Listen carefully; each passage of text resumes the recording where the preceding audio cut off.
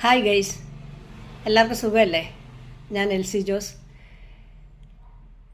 നമ്മുടെ ജീവിതത്തിൽ രണ്ട് തരം ആൾക്കാരെ നമുക്ക് കണ്ടുമുട്ടാൻ സാധിക്കും. ഒരു കൂട്ടർ എങ്ങനെയെന്ന് വെച്ചാൽ ആത്മവിശ്വാസവും ശുഭാപ്തി വിശ്വാസവും നിറഞ്ഞവർ. അവർ ജീവിതം വിജയിക്കാനുള്ളതാണെന്ന് അവകാശപ്പെടുന്നു. എന്നാൽ അവർക്കൊരു കാന്തിക ശക്തിയുണ്ട്. അവരുടെ ചിന്തകൾക്കും അവരുടെ സംസാരത്തിനും ഒരു കാന്തിക പ്രഭാവം ഉണ്ട്. അവർ വിശ്വസിക്കുന്നു മനസ്സ് ഒരു നിധി പേടകമാണ്. ആ മനസ്സിൽ നിന്നാണ് നിധിയെ പുറത്തിറക്കാൻ സാധിക്കുകയെന്ന്. എന്നാൽ മറ്റൊരു കൂട്ടർ വിശ്വസിക്കുന്നു അവർക്ക് ഭയമാണ് എല്ലാത്തിനെയും.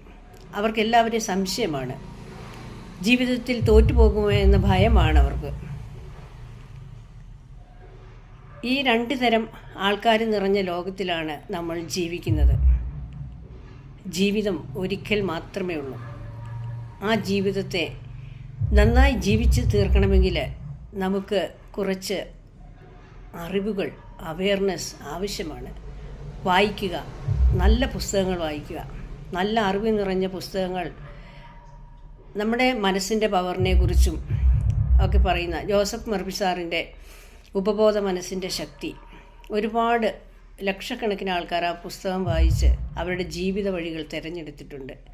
അതുപോലെ റോണ്ട ബേൺ അവരുടെ സീക്രട്ട് എന്ന ബുക്ക്, ഒരുപാട് സീക്രട്ടുകളുണ്ട്. മനുഷ്യർക്ക് ഇനിയും മനസ്സിലാകാത്ത ഒരുപാട് സീക്രട്ടുകൾ ഒളിഞ്ഞിരിപ്പുണ്ട് ആ പുസ്തകത്തിൽ. വായിക്കുക, മനസ്സിലാക്കുക. നമ്മുടെ ജീവിതത്തിൽ വേണ്ടതൊക്കെ നേടാൻ ആ പുസ്തകത്തിൽ നന്നായി പറയുന്നുണ്ട്. നമ്മുടെ ചിന്തകൾ കാന്തിക പ്രഭാവമുള്ളതാകട്ടെ. ഒരു മനുഷ്യൻ്റെ ഉള്ളിലാണ്, ചിന്തകളിലാണ് ആദ്യം ശ്രദ്ധിക്കേണ്ടത്. Thoughts becomes words, words becomes action, action become habits. അങ്ങനെ പോകുന്നു അതിൻ്റെ ഒരു ശൃംഖല. അപ്പോൾ നമ്മുടെ ചിന്തയിലാണ് ആദ്യം നമ്മൾ ശ്രദ്ധിക്കേണ്ടത്.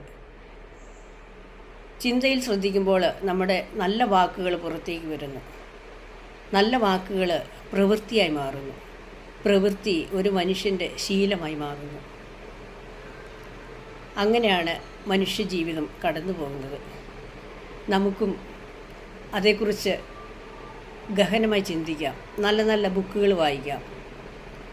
നല്ല നല്ല മോട്ടിവേഷൻസ് വീഡിയോകൾ കാണാം.